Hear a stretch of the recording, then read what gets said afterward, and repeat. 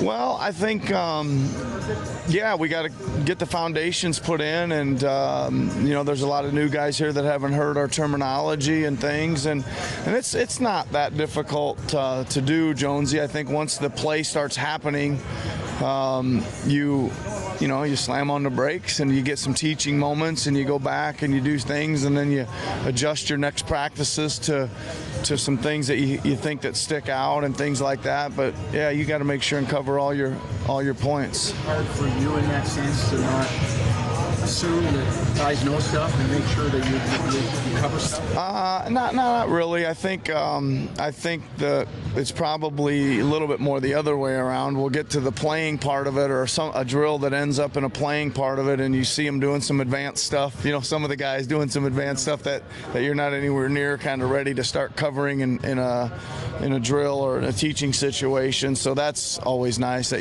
that they've got that stuff kind of in their toolbox already. And Nick, having sort of invented load management with Kawhi last year, how do you handle it with Mark this year?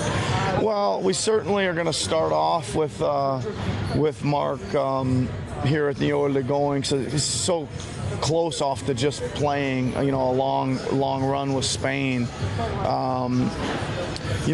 I just think that it's he just finished a long run. B, it's a long way to go, right? To get to the summertime, really. So initially here, Doug, we start off with holding him out for a while, and then it's just a matter of making sure. I mean, you got to do some stuff, right? If he's going to play in the exhibitions in Tokyo, he's got to make sure he's right and ready and healthy and can withstand that, right? So there's a balance there a little bit, but I'm really in no hurry to see him hit the floor, especially in any of our contact stuff right now. And I know him already. I kind of wandered past him today, and he was already I wish I was out there. So I don't think it's going to be much of an issue with him. Does his maturity and experience make it easier to hold him out more often? No, I don't know if that's the case. I think he's such a basketball guy, such a hooper. I mean, he probably keep running out there as much as he could. Like I said today, he's already saying, I miss being out there, right, for a guy who played about 150 games this past year. But anyway, his other thing is, Doug, he's got a little bit different background where I think there's an amount of work that he believes needs to be done before he should play in a game, right? So I think there'll be a good balance there with him. Nick, is that something you anticipate longer early in the season, or are we just talking about training camp? No, I think it's early in the season as well. Yeah. How many other guys, Nick, are kind of on that same train? I think the only other guy would be Kyle, still coming out of his thumb injury rehab, right? He'll be out of contact for a bit. But after that, we're always going to keep a little bit of an eye. Only other guy we'll keep a little bit of an eye on is Serge, but he's right now full guns blazing. He was outstanding today at practice. How is it to be in Quebec City for this training camp? How is it to be here? So far, so good. We got in a little late last night and up early this morning in meetings and such. So I did have a little look around on the bus on the way over. It's beautiful. I'm looking forward to being able to take my time and look around. It's been in the back of my mind for several years to come here. I've never been here before, but I have some good friends from, they're from the States, but they've lived in England for a long time, who when I first came to Toronto said, you got to go to Quebec City. And they kept telling me, you got to go to Quebec City. And when they said we needed a training site on the eastern side of Canada this year, I said, we got to go to Quebec City. So there we go. So Kyle wasn't on the floor today. Is there a timeline for that at all? Nah, not really. I think he's in all the non-contact practices as of now, and we'll roll with that until we go. A word on Chris Boucher. What does he need to show you during the camp? First of all, he's had a pretty good summer, and he's shown a lot. He's again just continues to look more like a basketball player that belongs on the floor, right? His ball skills are better, his decision making's better.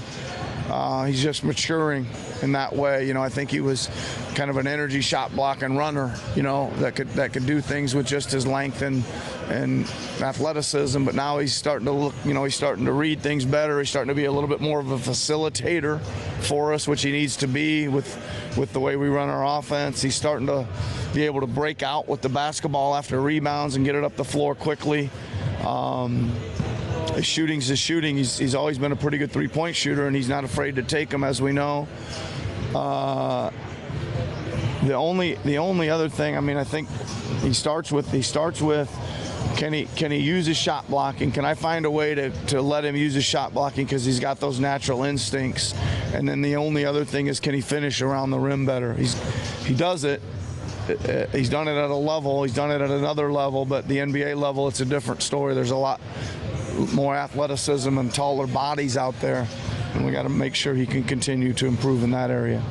Would you like to have the opportunity to work with Chris with the national team, just to kind of have more touches with him? 100%. Decision making. 100%. Like 100%. I just, you know, he's one of our players here, and we were putting in a lot of work with those guys, both, you know, how to win. Individual training, lots of film sessions, you know, some competitive games, all that's pretty high level, and I certainly would have loved to have him be a part of that. Nick, you mentioned OG's off-season or summer workouts yesterday. How, in this day and age with all the guys with their own workout coaches, how closely do you monitor it, and how much do you guys actually structure his summer? Yeah, I mean, that's obviously a developing topic in our league, right? And I kind of take the viewpoint of this. First and foremost, if you're a guy that needs to be in great condition or do something with your body, are you doing that? That's one of the biggest things out of the summer we want to evaluate, right? And he's done a great job of that. I'm not so edgy. I mean, he came to all our group workouts and all those kind of things, and he did have some time away and on his own, and I actually kind of get that, right? I mean, I actually am okay with it. We try to, if there is an outside trainer, I know several players have them, we try to communicate with them and talk to them about what we see as where they need to go. We try to talk to them about some of the drills and things we'd like to have done. You know, they just, to me, like, it's this, they don't necessarily want our eyeballs on them every single day of their whole life. Yeah. Right? And I get it. I understand it. We got our eyeballs on them a lot, right? So I think it's okay. Do you still assign, like, do each of these guys going home still get assigned a guy to sort of monitor their...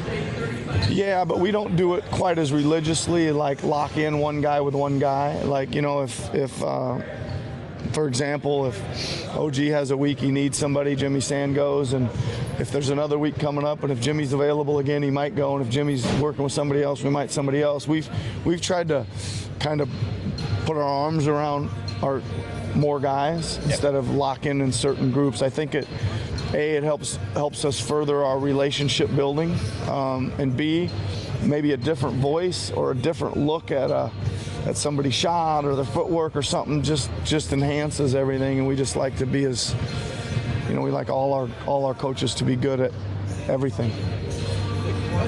Kyle, Pascal, and maybe Mark, do you see like permanent starters developing, or do you see a more of like a malleable thing throughout the season, matchup adjusting?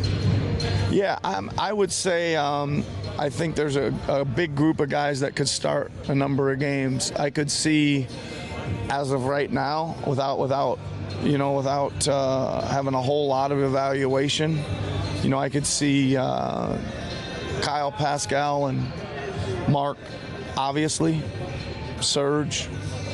I could see Fred, Norm, OG, Pat McCaw. I hope I'm not missing anybody. I see all those guys starting at different times, and that's kind of what I'm planning on doing.